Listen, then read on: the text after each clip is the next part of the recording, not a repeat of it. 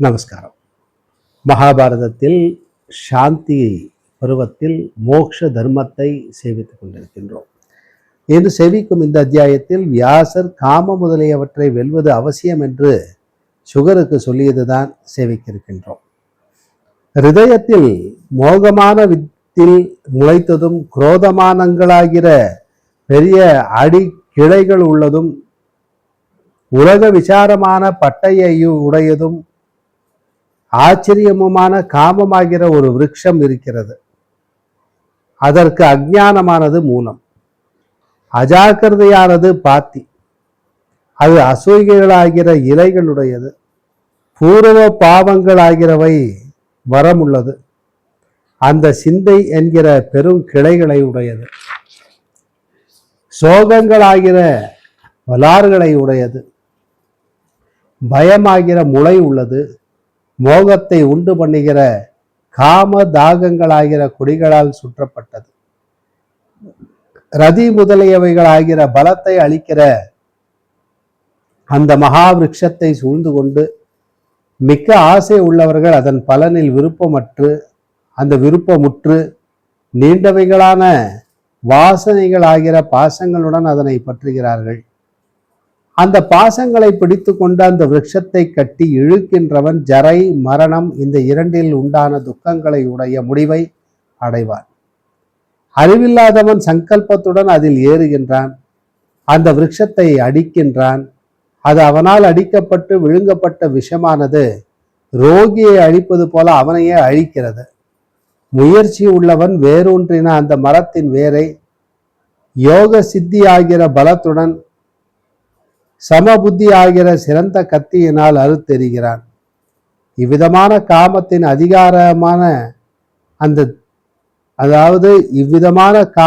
அதிகமான பரவுதலையும் காமத்தை பற்றின சாஸ்திரத்தின் இந்த விஷயத்தையும் அறிபவன் விசேஷ துக்கங்களை தாண்டுவான்.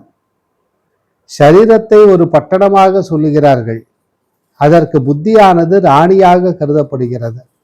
அந்த பட்டினத்தில் மனமானது சரீரத்தில் இருந்து கொண்டு புத்திக்கு காரியங்களை சிந்திக்கிற மந்திரியாக இருக்கிறது. இந்திரியங்கள் பட்டினத்தின் ஜனங்கள். அவைகளுக்காகவே மனத்திற்கு பெரிதான விருத்தி உண்டாகிறது. அந்த பட்டினத்தில் தமஸ் என்றும் ரஜஸ் என்றும் இரண்டு தோஷங்கள் இருக்கின்றன. எந்த அர்த்தத்தை பட்டினத்தின் அதிபதிகளுடன் பட்டணத்து ஜனங்கள் அடுக்குகிறார்களோ அந்த அர்த்தத்தையே இரண்டு தோஷங்களும் தப்பு வழியாக அடுக்கின்றன. புத்தியானது கெடுக்க முடியாததாக இருந்தாலும் அந்த விஷயத்தில் மனத்தோடு ஒற்றுமையை அடைகிறது. இந்திரியங்களாகிற பட்டணவாசிகளும் மனத்தால் திருப்தி அடைகின்றன. அதனால் அவைகளுடைய நிலைமையும் சரித்து விடுகிறது. எந்த அர்த்தத்தை புத்தி ஹிதமென்று தீர்மானிக்கிறதோ அது கெடுதலை விளைவித்து நசிக்கிறது. பட்டினவாசிகளுடைய மந்திர ஆலோசனை இல்லாத புத்தியின் அந்த அர்த்தமானது கிரமமாக நசிக்கிறது.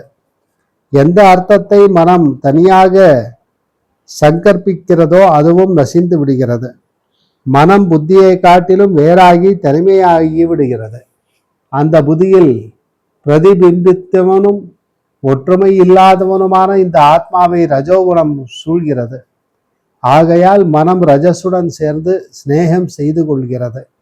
பிறகு அவனையும் பட்டினத்து ஜனங்களையும் எடுத்து ரஜசனிடம் கொடுத்து விடுகிறது என்று வியாசர் சொல்லி இந்த அத்தியாயத்தை பூர்த்தி செய்கிறார்.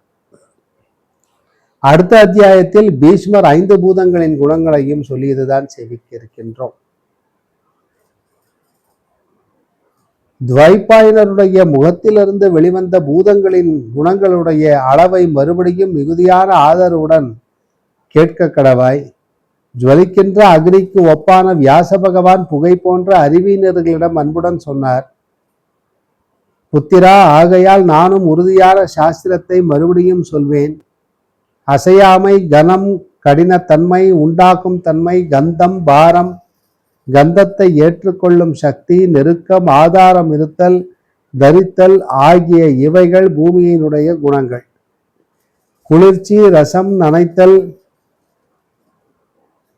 திரவத்வம், பசை, மென்மை, ரசனேந்திரியம் பெருகுதல், அரிசி முதலியவைகளை பாகம் செய்தல் இவைகள் நீரினுடைய குணங்கள். நெருங்க முடியாமை, பிரகாசம், உஷ்ணம், சமைத்தல், பிரகாசிக்க செய்தல், சுசி, செந்நிறம், சீக்கிர மனம், உக்கிரத்தன்மை, எப்பொழுதும் மேலே செல்லுதல் இவைகள் தேவியினுடைய குணங்கள். சீதமும் உஷ்ணமும் இல்லாத ஸ்பரிசம், வாக்கிந்திரிய ஸ்தானம், கமனத்தில் சுதந்திர தன்மை, வன்மை, வேகம், மூத்திரம் முதலானவற்றை விடுதல், சலனம், சேஷ்டை, பிராணனாய் இருத்தல், உற்பத்தி, நாசங்கள் இவைகள் வாயுவினுடைய குணங்கள். சப்தம், வியாபித்திருத்தல், துவாரத்தன்மை, தான் மற்றொன்றுக்கு ஆதாரம் இல்லாமை, தனக்கு ஒரு ஆதாரம் இல்லாமை, விளக்கம் இல்லாமல் இருத்தல், விகாரமின்மை, தடுக்காமல் இருத்தல், ஸ்தோத்திரம், சரீரங்களில் உள்ள துவாரங்கள் இவைகள் ஆகாயத்தின் குணங்கள். இப்படி 5 பூதங்களிலும் கண்டறியப்பட்ட குணங்கள் 50 என்று சொல்லப்பட்டன. பயன் விஷயத்தில் ஆராய்தல், நினைத்தல், பிரம்மம், மனோரதம், பொறுமை, வைராகியம் முதலியவை விருப்பு, வெறுப்பு முதலானவை. வேகம், நிலை இல்லாமை, இந்த 9 மனத்தின் குணங்கள். இஷ்டா, நிஷ்டா, விருத்தி, நாசம், உற்சாகம், சித்தத்தை நிறுத்தல், சந்தேகம், யதார்த்தமான அறிவு, இந்த 5ஐயும் புத்தியின் குணங்களாக பண்டிதர்கள் நினைக்கிறார்கள் என்றார். இதையெல்லாம் பீஷ்மாச்சாரியர் யுதிஷ்டிரரிடம் சொல்ல யுதிஷ்டிரர் திரும்ப கேட்டார், புத்தியானது எப்படி 5 குணங்களுடையது? இந்திரியங்களின் 5 குணங்கள் எப்படி? பிதாமகரே, சூக்ஷ்மமாக அறியக்கூடிய இந்த எல்லா விஷயத்தையும் எனக்கு சொல்ல வேண்டும் என்று கேட்க, பீஷ்மர் பூதங்கள் புத்தியின் குணங்களுடன் சேர்ந்த அவைகளின் குணங்கள் ஆக 60ஐயும் மூல பிரகிருதியினால் சிருஷ்டிக்கப்பட்டவைகளாகவும் பூதங்களை பற்றினவைகளாகவும் சொல்லுகிறார்கள். அக்ஷர பிரம்மத்தால் படைக்கப்பட்டவைகளை பிரம்மத்தில் பற்றினவைகளாக சொல்லுகிறார்கள். ஆனால் அதை இந்த உலகில் நித்தியமாக சொல்வதில்லை. யுதிஷ்டிரா, அது உனக்கு வேத விருத்தமாக பிறரால் சொல்லப்பட்டது. ஆராயும் இடத்தில் அது குற்றம் உள்ளது. ஆகையால் இப்பொழுது இந்த உலகில் பிரம்மத்துவம் முழுமையும் அடைந்து பிரம்மத்தினால் பிரபாவத்தால் சாந்தமான புத்தியை உடையவனாக கடவாய் என்று சொல்லி வியாசர் இந்த அத்தியாயத்தை பூர்த்தி செய்கிறார். மீண்டும் நாளை சந்திப்போம். நமஸ்காரம்.